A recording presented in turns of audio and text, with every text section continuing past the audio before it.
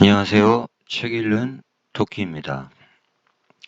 처서가 지났는데도 폭염이 꺾이지 않는 여름이 지속되고 있습니다. 마치 이 뜨거운 여름이 우리의 삶처럼 느껴지기도 합니다. 여름이 지나가길 빌지만 또 막상 여름이 끝나면 뜨거운 태양 아래 반짝이는 여름바다를 그리워하는 것처럼 우리는 또다시 삶을 그리워할지도 모르겠습니다. 주말을 지나고 와서 새롭게 한 주를 시작하도록 하겠습니다. 지난 주말 마지막 금요일에 에드워드 호퍼의 그림과 여러 유명한 작가들의 단편소설을 모은 빛 혹은 그림자, 호퍼의 그림에서 탄생한 빛과 어둠의 이야기라는 부제가 담긴 책을 소개해드리고 있습니다. 자, 그래서 오늘은 요 2부 마지막 한 부분을 마지막으로 정리해서 알려드리도록 하겠습니다. 그림부터 한번 보시죠. 호퍼의 그림입니다. 11 AM 오전 11시 1926년작입니다. 너무너무 유명한 그림이 떠올랐습니다.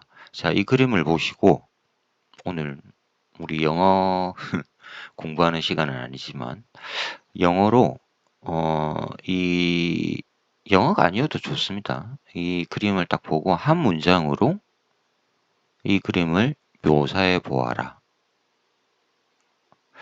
이렇게 숙제가 나오면 어떻게 하시겠습니까?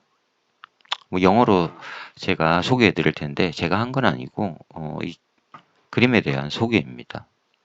한번 떠올려 보시죠. 우선 가장 주목할 부분은 여성이 누드로 있다라는 거겠죠. 많은 생각들이 떠오르시죠? 영어로 한번 보시겠습니다. A woman, hands clasped together, sits in a blue armchair, looking out of her apartment window. 좋네요. 이렇게 하면 되네. 읽고 나면 이렇게 쓰면 되는구나 이런 걸 느끼게 됩니다. 맨발로 창밖을 바라보고 있습니다. 그런데 우리가 이제 보는 사람들, 이 그림을 보는 사람들은 실제로 이 여성의 얼굴을 보지 못하고 있죠. 우리가 볼 수 있는 건 흘러내린 머리카락 사이로 언뜻 보이는 코 정도입니다. 왜 저 여성은 지금 아침 해가 비치는 것 같죠? 11 AM이라고 화가가 이름을 지은 거 보면 이 시간인 것 같습니다. 왜 이 시간에 아무것도 걸치지 않은 채 누드로 창밖을 바라보고 있는 것일까? 자, 많은 이야기들이 떠오릅니다. 오늘 이 그림을 두고 단편을 쓴 작가분을 소개해 드리도록 하겠습니다. 사진 보시고 작가의 이름이 떠오른다? 그러면 상당히 미국 문학에 익숙하다. 이렇게 미국 문학의 팬이다? 독자다? 이렇게 이야기할 수 있을 것 같습니다. 제가 이렇게 말씀드리는 건 이분이 굉장히 유명하신 분인데 한국에서는 의외로 별 인기가 없는 작가입니다. 보실까요? 조이스 캐럴 오츠입니다. 조이스 캐럴 오츠. 1938년생이시고 제가 오늘 이걸 하기 전에 잠깐 살펴봤더니 아직 돌아가셨다라는 정보는 안 나옵니다. 자, 미국 작가이고 책을 많이 냈습니다. 40권 장편소설만 여러 희곡들, 중편소설, 단편소설, 시, 넌픽션까지. 자, 한마디로 말씀을 드리면 조이스 캐롤 오츠는 몇 년 전, 한 10년 전인가요? 노벨 문학상 단골 후보였습니다. 계속 오르는. 근데 안 받았죠? 제 기억으로는 안 받은 것 같은데. 왜 안 주는지 잘 이해가 안 되는 조금 차이가 있으리라고 생각합니다. 노벨 문학상이 추구하는 그 문학관과 캐롤 조이스 캐롤 오츠가 추구하는 문학과는 조금 차이가 있을 거다라는 개인적인 생각을 해 봅니다. 자, 이 작가의 이력 중에서 한번 눈여겨볼 부분이 1978년부터 2014년까지 프린스턴 대학에서 학생들을 가리켰다. 문학을 가리켰다. 영문학을 가리켰다. 이 이야기는 이분이 미국 문학에서 굉장히 주류다. 굉장히 많은 소설들을 냈고 또 유명 사립대죠. 프린스턴에서 교수로서 있었다. 미국 문학 권력의 중심에 있는 분이다. 이렇게 소개할 수 있을 것 같습니다. 자, 다음에 또 한번 기회가 되면 오츠 작품을 한번 살펴보도록 하고요. 자, 창가의 여자 오전 11시였죠. 에드워드 호프가 지은 이 그림의 제목 오전 11시. 근데 이걸 조이스 캐롤 오츠는 단편 소설을 쓰면서 창가의 여자라고 이름 붙였습니다. 그리고 오늘은 이 조이스 캐롤 오츠의 이 작품만 보도록 하겠습니다. 여러 작품들은 다 소개해 드렸고 그래서 창가의 여자 이 작품은 금요일과는 다르게 전편을 소개해 드리도록 하겠습니다. 자, 보시죠. 그녀는 파란 플러시천 의자의 쿠션 밑에 그것을 숨겼다. 수줍은 듯 그것을 찾아 더듬던 손가락이 불에 댄 듯 움츠러든다. 안 돼. 있을 수 없는 일이야. 바보 같은 생각하지 마. 작가가 지금 창가에 이 푸른 의자에 앉아있는, 누드로 앉아있는 이 여성의 사유 속으로 들어갔습니다. 자, 지금부터는 제가 별다른 설명 없이 이 설명할 필요 없는 소설이기도 합니다. 쭉 읽어가도록 하겠습니다. 감상해 보시죠. 오전 11시 그는 이 방으로 그녀를 만나러 오기로 약속했고 이 방은 언제나 오전 11시다. 누드라고 그는 말했다.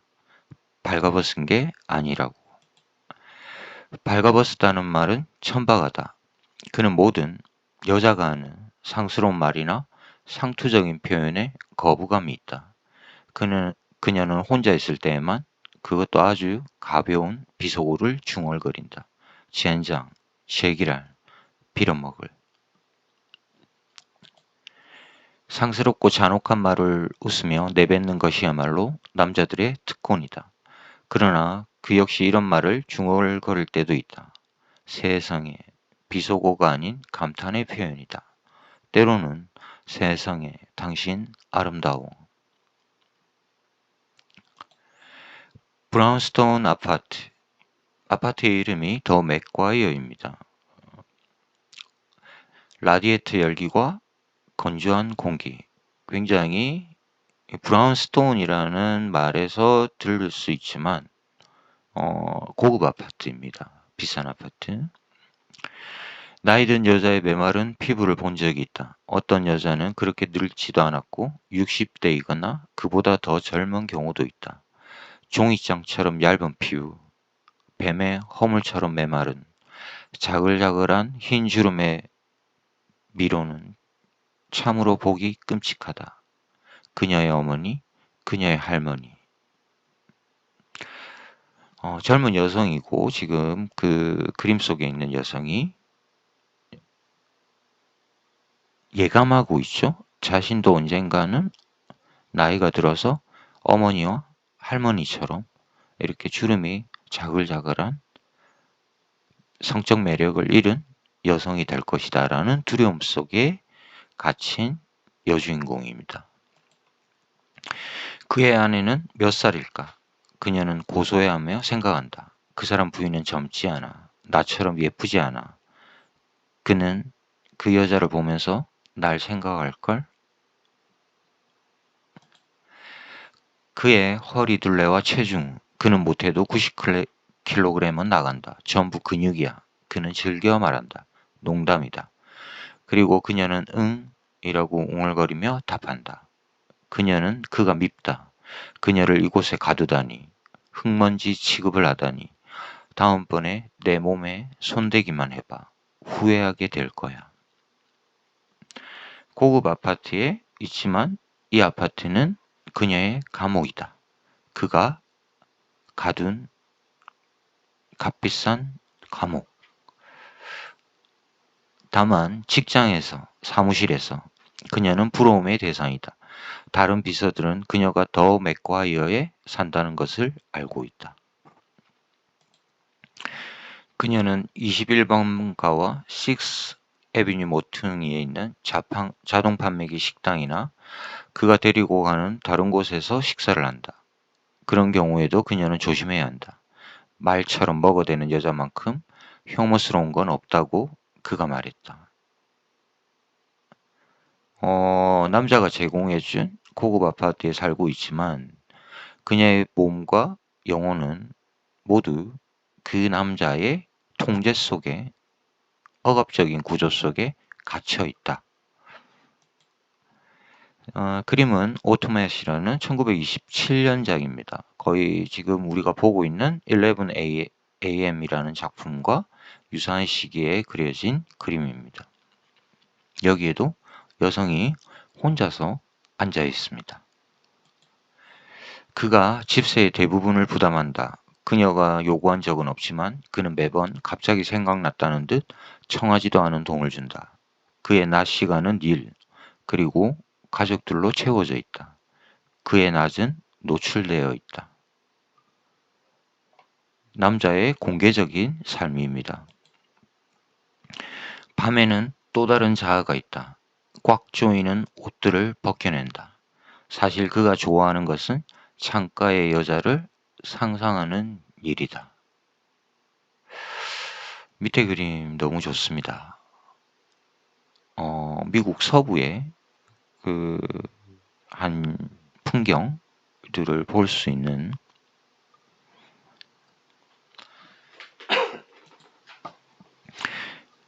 그의 예민한 신경은 여자가 남자들처럼 어깨를 으쓱하거나 농담을 하려고 애쓰거나 냉소적인 말을 하는 것에도 거슬려 한다. 그는 여자가 씩 웃는 것도 싫어한다. 그 중에서도 가장 끔찍한 것은 여자가 맨다리를 꼬아 허벅다리가 두꺼워지고 불룩해지는 것이다. 보드라운 솜털이 덮인 단단한 근육질의 다리라니. 에드워드 호퍼 자신을 그린 자화상입니다. 죄악이라고 했다. 그녀의 폴란드 출신 할머니가 분노에 휩싸여 묵주를 굴리고 큰 소리로 기도하면서 그렇게 말했다. 첫 번째 시급은 월스트리트에 그녀의 상사가 그녀의 병약한 아내와 사춘기 딸을 떠나기를 기다리며 3년을 허비했다. 자, 이 여성 주인공이 월스트리트에 있는 한 직장을 구하고 상사와 사랑에 빠졌는데 이 첫 번째 남자가 유부남이었습니다. 그러면서 그녀의 병약한 아내, 사춘기의 딸이 떠나기를 기다렸지만 그런 일은 일어나지 않았죠. 두 번째 역시 사무직이었는데 스텔라와 경쟁 관계였다. 세 번째 직업은 보험회사였는데 그녀는 트백 씨의 개인 비서였다. 당신 없으면 어떻게 하지? 내 사랑 자기. 트백이 그녀에게 돈을 두둑하게 줄 때의 이야기다. 세 번 모두 불행한 연애 남자들과 경제적인 우위를 처한 남성들에게 지금 지배관계, 종속관계에 몰려있는 여성입니다. 지금 시대가 1920년대라는 것을 생각하셔야 됩니다. 쿠션 밑에 가위를 숨긴 게 이번이 처음은 아니다. 그가 죽기를 바란 게 이번이 처음은 아니다. 신속하게 지르되 목을 찔러야 한다. 경동맥, 그게 무엇인지 그녀는 안다. 자, 창가에 앉은 여성, 누드로 앉아있는 그 여성, 지금 쿠션 밑에 뭘 숨겼냐? 가위입니다. 이 가위로 남자, 이 더 맥과이어라는 피신처, 아늑하지만 감옥이 된 이 아파트를 제공한 남자를 죽일 생각을, 살해할 생각을 계획을 하고 있는 여성입니다. 제임스 조이스 캐롤 오츠는 대체적으로 작품 성향이 지금 여기서 보이듯이 약간 서스펜스적인 분위기를 띱니다. 지난번에 스티븐 킹을 소개해드렸는데 맥락은 조금 다르지만 장르적인 분위기는 많이 제거되어 있지만 호러적이고 서스펜스적인 글을 쓴다. 범죄 이야기. 그래서 이 오츠의 소설이 한국에서는 유독 좀 인기가 떨어집니다. 순수 문학이라고 하기에도 좀 그렇고 장르 문학이라고 하기에도 이쪽에 만족감을 주지 못하는 애매한 위치에 서 있다. 그러나 이 어정쩡한 위치가 또 조이스 캐롤 오츠 특유의 여성으로서, 여성 작가로서 의 위치이기도 하다. 이렇게 이야기할 수 있을 것 같습니다. 자, 오전 11시 문을 닫고 그가 들어선다. 그녀의 몸 위로 기어다니는 개미들 같은 시선으로 그녀를 빤히 쳐다본다. 이것은 영화의 한 장면이다. 남자의 얼굴에 드리운 욕망의 표정, 일종의 굶주림, 탐욕. 여기서 잠깐 롤프 건터 레너라는 평론가, 미술평론가의 이야기를 들으면서 호퍼의 그림을 감상하도록 하겠습니다. 호퍼는 남성이 여성에게 주는 눈길에는 투시를 통해 무의식적인 욕망이 개입하며 한 사회의 전형적 사고체계를 담을 수 있다는 점을 보여준다. 그런가 하면 호퍼의 여성 그림은 다른 이유에서 또 한 차례 편집광적 특성을 나타낸다. 그가 오로지 한 사람의 여성, 즉 자신의 아내만을 대상으로 삼았다는 점이다. 굉장히 흥미롭습니다. 호퍼의 그림에 등장하는 많은 여성들, 그들이 똑같은 여성이었다? 그리고 그 여성은 바로 다름 아닌 호퍼의 아내였다. 이런 이야기입니다. 호퍼가 그린 아내의 드로잉입니다.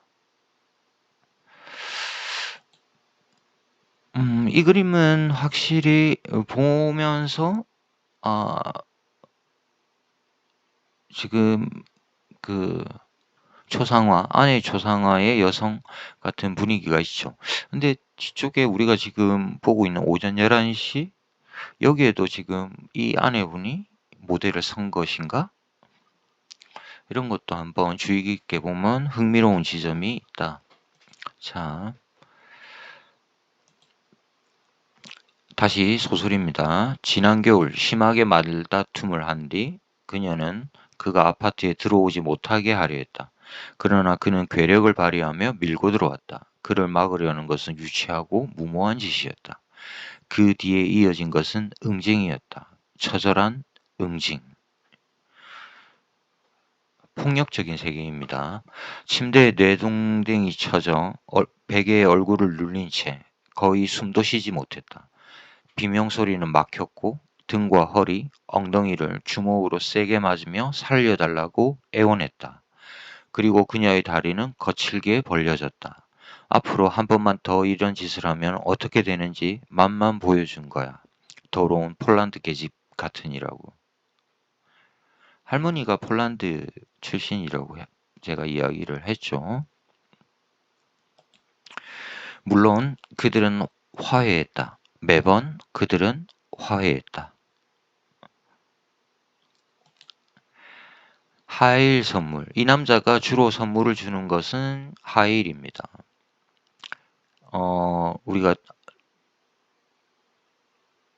11pm 그 그림에 누드로 파란 의자에 앉아있는 여성.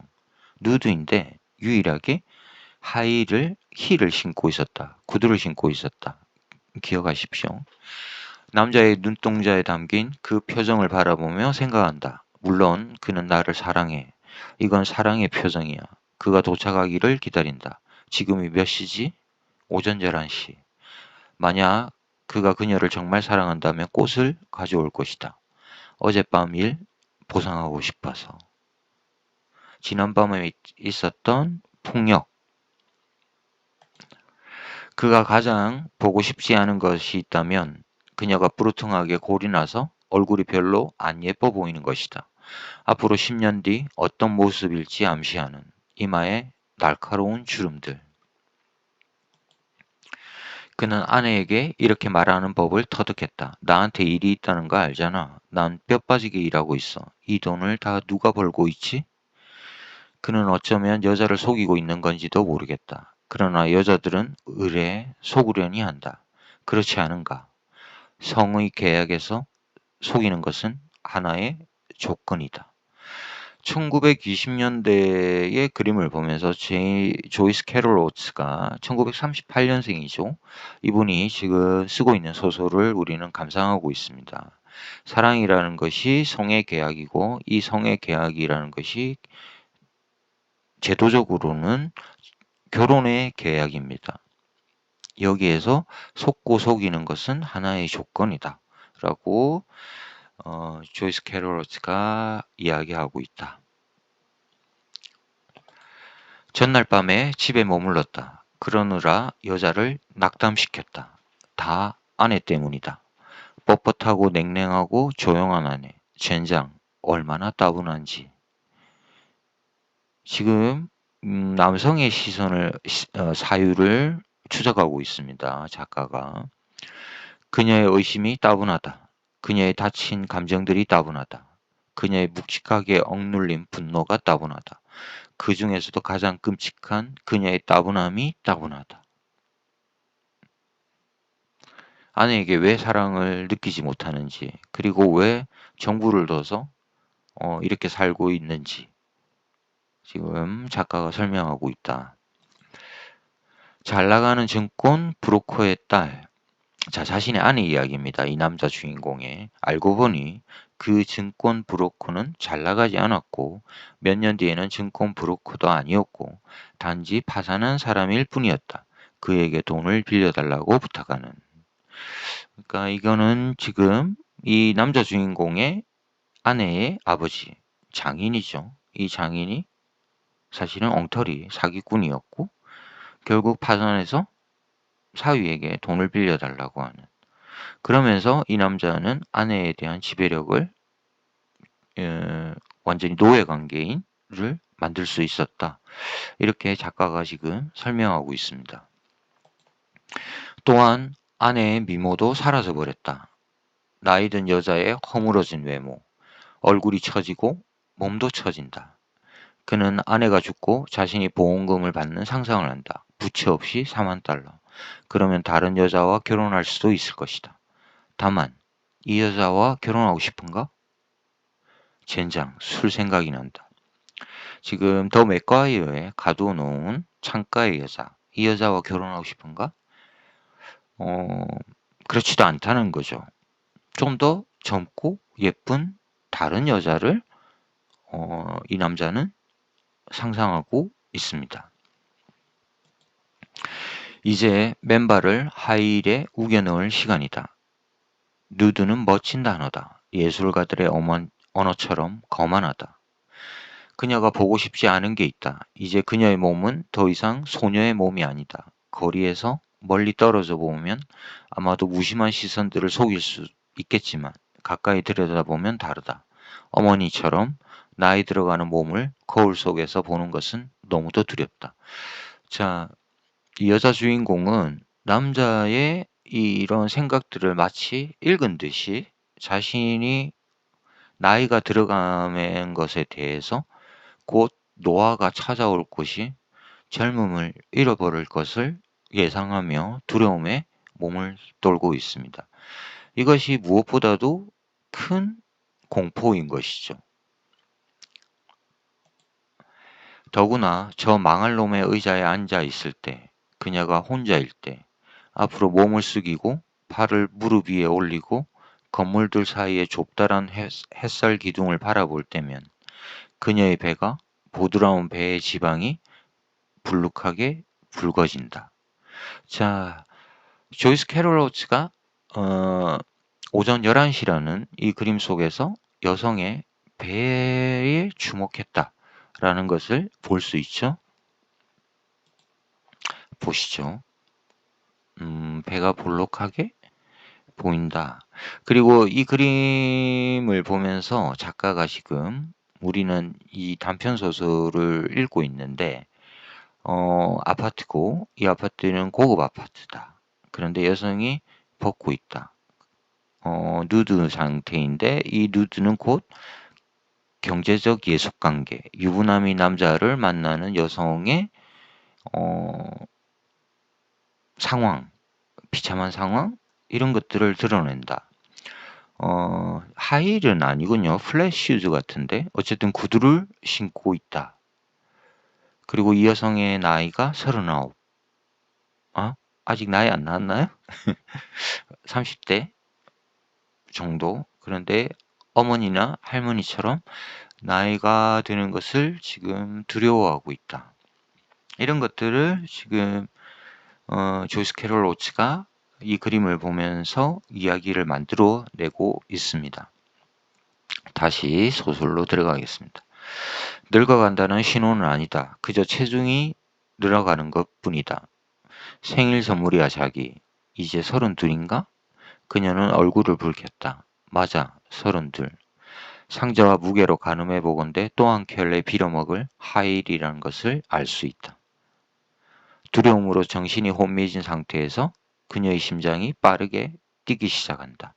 자, 여러 가지 정보들이 있습니다. 지금 이 남자는 성적인 것이 약간 패티시가 있는 것처럼 보이죠? 힐에 대한. 그리고 지금 나이가 32인가 했을 때 지금 여성이 이 심장이 빠르게 뛰기 시작합니다. 32이 아니라는 거겠죠? 그가 알면 어쩌지? 39인데 나이를 속였습니다. 그가 밉다. 죽었으면 좋겠다. 그의 신분증을 본 적이 있다. 그의 젊은 시절 사진. 지금의 그녀보다 젊을 때 찍은 사진을 보고 그녀는 깜짝 놀랐다. 검은 머리카락, 굵고 검은 머리카락에 꿰뚫을 듯 카메라를 응시하는 너무도 강렬한 눈빛에 그 미 군복 차림에 그는 너무도 미남이다. 그녀는 생각했다. 이 남자는 어디 갔지? 이런 남자라면 사랑할 수 있었을 텐데. 자, 자신이 나이가 들어가는 것을 두려워하면서도 또한 이 여성은 이 남자에게서 사라진 그 젊음을 보고 충격을 받습니다. 이 남자는 어디 갔지? 안타깝네요. 자, 너무 많은 가식으로 살아야 한다는 것. 피곤한 일이다. 스스로의 육체 안에서 행복한 척. 그가 찾아오면 행복한 척. 그녀가 용서할 수 없는 것은 그 일이 끝나는 순간 그가 그녀에게서 떨어지는 방식이다. 끈적이는 피부, 털이 난 다리들. 그녀는 그가 자신을 안아주고 함께 잠들기를 원하지만 그런 일은 일어나지 않는다. 그가 그녀의 냄새를 맡는 것을 느끼는 게 싫다. 그가 사정을 하자마자 그녀에게서 화들짝 벗어나는 게 싫다. 개자식. 확실히 여성 작가 특유의 그 느낌을 굉장히 잘 살린 문장들입니다. 그는 그녀가 32살이라고 생각한다. 그의 아내는 10살 혹은 12살이 더 많다. 브로데릭 씨의 부인처럼 그의 아내도 병약하다. 브로데릭은 아까 앞에 만났던 첫 번째 자신이 사귀었던 유부남 남자입니다. 왜 내가 사귀는 이 유부남의 남자들의 여자들, 아내들은 왜 다 병약할까? 상당히 의심스럽다. 내가 얘기를 듣는 부인들은 다 병약하다. 화장대 거울을 바라봅니다. 사실 그녀 생각에는 32살보다 어려 보인다. 9살보다는 훨씬 더 어려 보인다. 그러나 다음 생일이면 40, 어쩌면 자살할지도 모른다. 그녀는 개자식에게 10분을 더 주기로 한다. 그녀는 그를 사랑한다. 그런 것 같다. 그녀가 생각하는 것과 다르다고 그가 그녀에게 말했다. 그녀를 마음껏 사랑하지 못하는 이유는 그의 가족 때문이 아니라 그가 아무에게도 말하지 않았던 전쟁 중 프랑스 보병대에서 겪었던 일 때문이라고. 그 기억이 마비 증상처럼 그의 몸에 번져 왔으라고. 자, 이 남자, 문제적인 남자죠. 지금 바람을 피우고 있고 젊은 여성만을 육체적으로, 어, 정신적으로 이렇게 통제하려는 이 남자의 트라우마가 지금 드러났습니다. 왜 이 남자의 이 빗둘린 생각은 어디에서 비롯됐을까? 작가의 이야기는 전쟁 중 프랑스 보병대에서 겪었던 일이다. 자, 1927년이었죠. 지금 우리가 보고 있는 이 그림. 오전 11시. 그러면 이 전쟁은 1914년에 시작돼서 19년에 끝난 1차 세계대전을 가리키고 있다. 그리고 자원에서 거의 이 미군들이 미국의 청년들이 1차 세계대전 했을 때 정말 자원을 많이 했다고 합니다. 그래서 유럽으로 넘어갔다. 근데 막상 그 넘어갔던 1차 세계대전의 현장은 지옥이었죠. 참호전으로 알려진 이 전쟁은 많은 젊은이들에게 깊은 상처를 남기게 됩니다. 그 중에 가장 대표적인 예가 우리가 너무나 잘 알고 있는 해밍웨이죠. 로스트 제네레이션이라고 알려진. 이 부분을 지금 제임스 조이스 캐롤 로츠가 짚고 있습니다. 그녀가 말했다. 아니, 그건 당신의 예전 삶이야. 난 당신의 새로운 삶이야. 그가 건물 입구로 들어선다. 전쟁 이후 느껴본 적 없는 아드레날린의 분비, 위스키와 붉은 장미, 창가의 여자를 위해 죽이거나 죽거나. 오늘 이 아침 오전 11시 이 남자도 마치 운명처럼 이 위험을 감지한다. 이런 이야기 같습니다. 오전 11시 여자는 하이힐만 신고 파란 플러시천 의자에 누드로 앉아 기다리고 있다. 또 한 번 그녀는 쿠션 밑에 숨겨놓은 과일을 확인한다. 이상하게도 감촉이 따뜻하다. 그리고 축축하기까지 하다. 자, 마지막 문장입니다. 창밖으로 좁다란 하늘을 바라본다. 그녀는 편안하다. 거의. 그녀는 준비가 되었다. 그녀는 기다린다. 그리고 이 소설은 끝납니다. 이 단편 소설 창가의 여자였죠, 제목이. 역시 여성주의를 대표하는 조이스 캐럴 오츠의 소설답게 여성과 남성이라는 성관계에서 비틀린 이 불평등을 짚고 있다. 상상이 조금 다르다라는 것을 지금 이 오츠의 소설을 읽으면서 느꼈습니다. 이 소설에서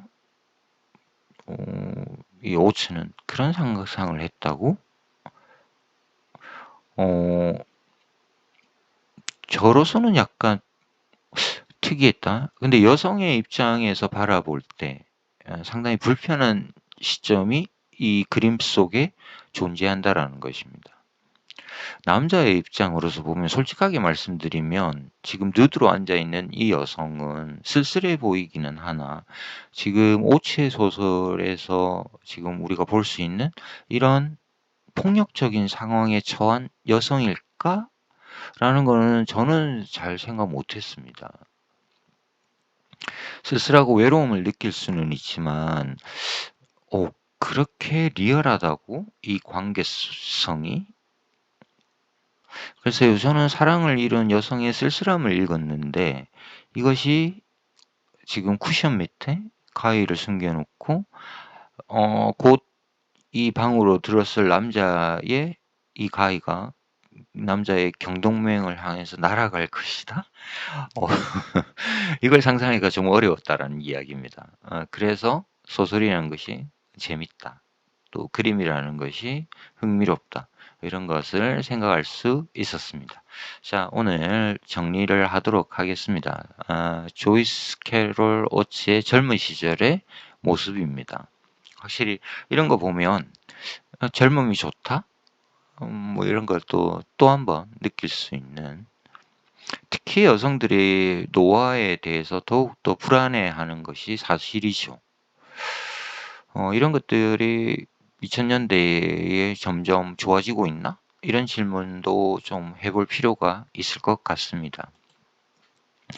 자, 오늘은 호퍼의 그림 하나만 보고 마무리하도록 하겠습니다. 1965년 두 코미디언이라는 작품입니다. 이게 호퍼의 마지막 작품이라고 합니다. 자, 한번 보시죠. 그의 마지막 작품은 커튼이 내려진 무대 위로 관객들에게 마지막 고별 인사를 하는 두 코미디언이 등장한다. 두 인물의 얼굴은 바로 호퍼 자신과 그의 아내 조 호퍼이다. 무척 흥미롭습니다. 그림부터 보시죠. 무대에서 지금 인사를 하는 코미디언들. 근데 남자는 에드워드 호퍼이고 여성은 호퍼의 그림의 모델이 되어 주었던 아내 조 호퍼다. 그런 거라고는 생각도 못했습니다. 역시 조금 비평의 도움 이런 것이 비평이 필요하다라는 것이 느낄 수 있었다. 이렇게 보니까 그렇구나. 지금 마지막으로 호퍼가 자신의 예술 활동을 끝내면서 하는 자신의 팬들을 위한 인사이구나. 이렇게 하면 또 굉장히 이 그림이 쓸쓸하게 느껴집니다. 이를테면 이 작품은 실제 현실과 역할 게임을 벌이고 있는 셈이다. 이 그림은 호퍼에게 과연 리얼리즘이란 무엇이었는가를 심각하게 말해주는 작품이다. 호퍼에게 리얼리즘이란. 자, 호퍼의 그림을 어떤 문해사조에 놓을까 했을 때 가장 많이 떠오른 단어가 역시 리얼리즘이죠. 사실주의, 사실성이 있죠. 근데 호퍼의 그림 속에서 정말 리얼리즘만이 있을까? 이런 의문은 들죠. 여기에 대한 설명입니다. 단 한 번도 눈에 보이는 현실을 있는 그대로 재현해냄을 의미한 적이 없었다. 있는 그대로 드러내는 방식이 아니었다라는 이야기입니다. 자, 그림을 좀 더 크게 확대해서 한번 보시죠. 호퍼는 순수한 회화적 재현을 전혀 신뢰하지 않을 뿐더러 매 작품마다 복제와 상상력, 재현과 구성 사이에 즉각적인 상호 연관성이 존재한다는 사실을 보여준다. 그래서 이 비평가의 말을 들으면 호퍼의 그림에는 매 작품마다 복제할 수 있는 그런 상상력과 또는 상호 연관성 이런 것들이 일어난다. 그래서